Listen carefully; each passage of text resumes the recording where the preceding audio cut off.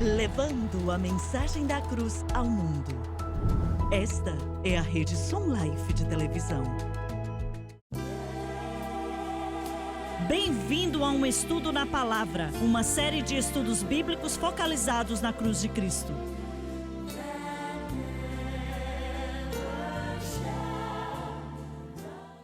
Bem-vindo hoje ao Estudo na Palavra. Eu sou o evangelista Jimmy Swaggart com Lauren Larson, o Bob Cornell, John Rosenstern e o Dr. Don Paul Gray. Estamos contentes e felizes de poder estar com você aqui hoje. Por favor, leia o versículo 18 e o 19 no capítulo 10 de Atos, por favor. E chamando, perguntaram se Simão, que tinha por sobrenome Pedro, morava ali.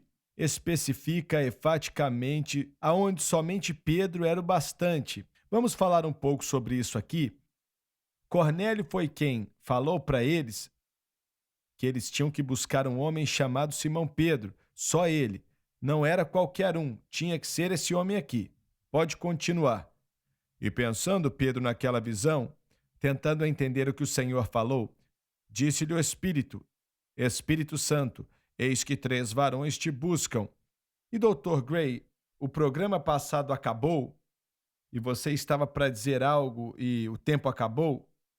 Não é exatamente sobre esse raciocínio ou pensamento, mas falando daquilo que o irmão Lawson falou a respeito do entendimento da mensagem da cruz, em minha mente pego o pensamento que ele tinha e me pergunto o que W.J. Seymour diria sobre isso, que ensinava que a santificação era uma obra secundária definitiva e nenhum de nós sabe ao certo, mas sabemos que Deus o honrou de tal maneira que ele participou de um dos maiores avivamentos que literalmente estabeleceu o movimento pentecostal no mundo inteiro. Então sabemos que Deus o usou grandemente, mas o que quero dizer simplesmente é que quando você lê sobre o W.J. Seymour e algumas das pessoas da Igreja de Deus, de onde venho, a doutrina da santificação não era só um evento. Eu quero deixar isso claro.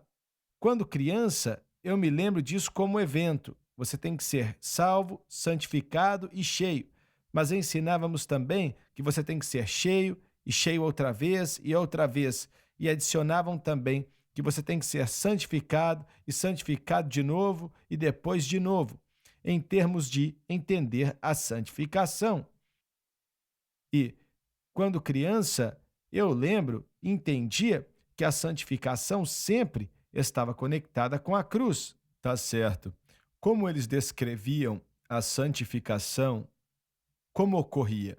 Você disse que acontecia vez após vez, mas como ensinavam? Não lembro de ensinarem sobre esse tópico. Muitos dos esforços da santificação não traziam foco no que era externo, o que usávamos, aonde íamos, o que assistíamos. Não era só isso, mas atitudes erradas também. Eu cresci em uma família grande, com uma família ruim, lutando com irmãos e irmãs, xingando palavrão. Tinha outras coisas também. Em outras palavras, ele não é tão santo quanto parece. Eu cresci muito carnal. Ainda tem muita carnalidade em mim. Pode continuar, Lauren.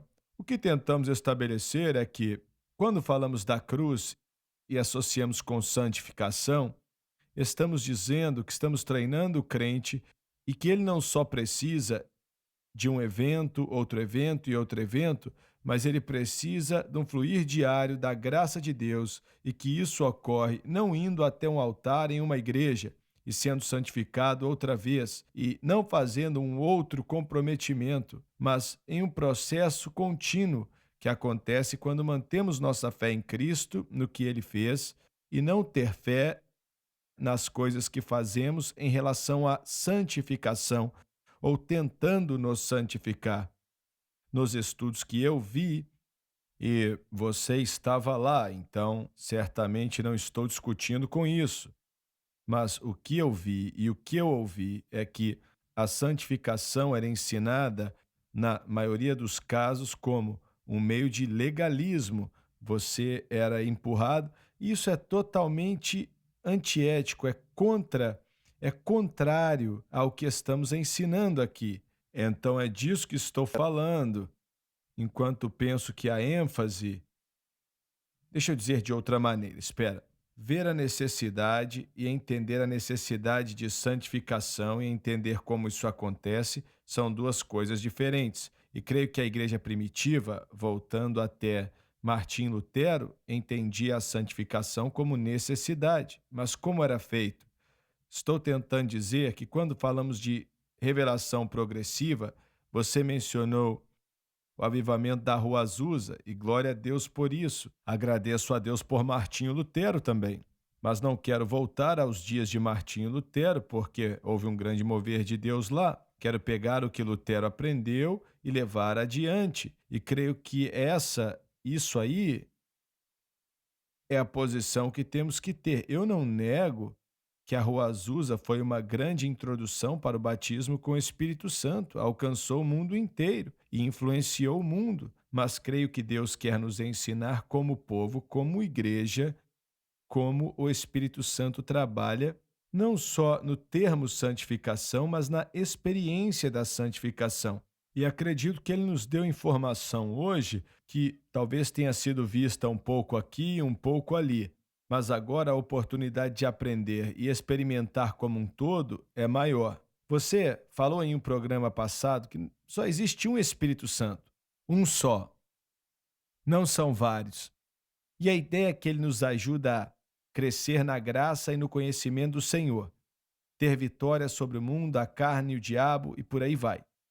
Mas como é que isso acontece?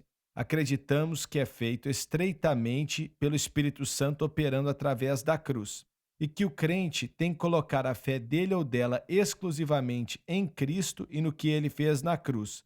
Ainda que o Espírito Santo fosse o supervisor de tudo que Cristo passou na cruz, incluindo a hora que ele tinha que morrer, como está no livro de Hebreus, ainda assim, olha, o Espírito Santo opera baseado no que Jesus fez ali. Isso dá a ele os meios legais. E a única coisa esperada de nós é que temos que manter a fé que temos em Cristo e no que ele fez na cruz. Todas as outras coisas sobre orar, a segunda obra e por aí vai, não tem nada a ver. Eu entendo assim, o tempo de Deus é muito importante. No último segmento, ou no programa anterior, falamos que no tempo que Cristo veio, o Império Romano governava praticamente o mundo naquela época. A paz romana, você tinha os sistemas de estradas criados, adotados, tremendas capacidades agora para pessoas viajarem como nunca antes na história da humanidade, tudo mais simples e fácil. E agora temos aqui a revelação que foi dada com o propósito de um tempo como agora, e que, mesmo 40, 50 anos atrás, no tempo da Rua Azusa, não teria o impacto que aquele movimento teve, porque ele teria que acontecer naquela época. Naquela época, Deus estava fazendo coisas que eram para aquela época para construir o que essa geração precisaria, e o tempo é importante. O Lauren mencionou que nunca antes houve uma rede de TV que produzisse o seu próprio conteúdo, que o Espírito Santo trabalha exclusivamente através disso. Você não tem espíritos diferentes, todos aqui têm o mesmo espírito, trabalhando em cima do que está sendo ensinado, entendendo e tentando entender. O tempo é agora. Se voltarmos para a Rua Azusa, voltamos para o que Deus fez antes.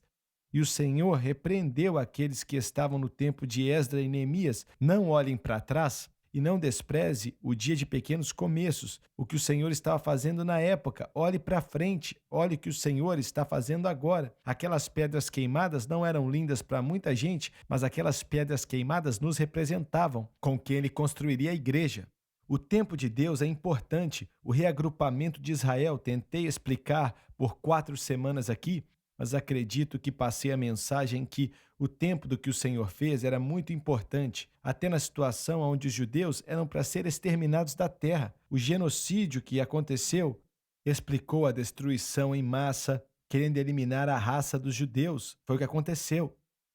O tempo de Deus é agora. A mensagem da cruz é agora. Eu vi denominações que diziam ser pentecostais pegar a obra da vida com propósito para tentar incorporar no sistema deles, que me dá a entender que eles não entendem a santificação. Podem até soletrar a palavra, mas não entendem a a santificação progressiva e como o Espírito Santo trabalha. Senão estariam ensinando esse homem que escreveu o livro sobre isso, ao invés de pedi-lo para falar na igreja deles. Não quero ser sem educação, mas agora a luz foi dada, e se eles rejeitarem... Eu fui no seminário desse, então você viu algo obscuro, mas a luz que é dada agora é para todos.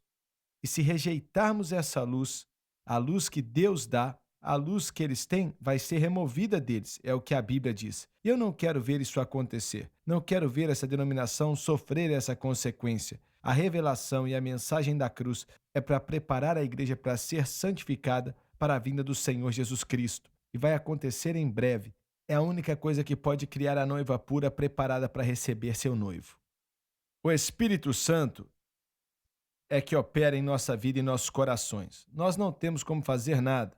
Alguém declarou, talvez foi no nosso outro programa, acho que fui eu que falei, que o homem não pode se salvar e os crentes não podem se santificar. E é o que tentamos fazer, tentamos nos santificar. E não tem como. Eu, orando, eu sou a favor do mover do Espírito Santo. E, às vezes, eu saio da oração e parece que estou andando nas nuvens. Todos queremos isso. Mas não é isso que é santificação. Eu posso falar algo sobre as Assembleias de Deus?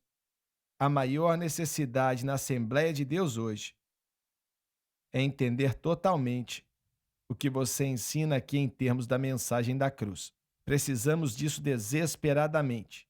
Vim para cá há menos de 2 anos atrás, cresci e o Senhor me mostrou muitas coisas, mas meu pressentimento é que não é só as Assembleias de Deus, mas a igreja no mundo pentecostal que precisa do que o Senhor te mostrou. Então te encorajo, quero que você saiba que está tocando minha vida, me ajudando, e sei que quando falo de voltar, alguns de vocês não querem que eu enfatize isso, mas eu volto e pego as coisas que são importantes e levo adiante. E creio que você vai ter que esperar o próximo programa, não tem jeito. Para acabar essa declaração. Voltamos já. Eu nem vou falar do que eu estou rindo. Voltamos já.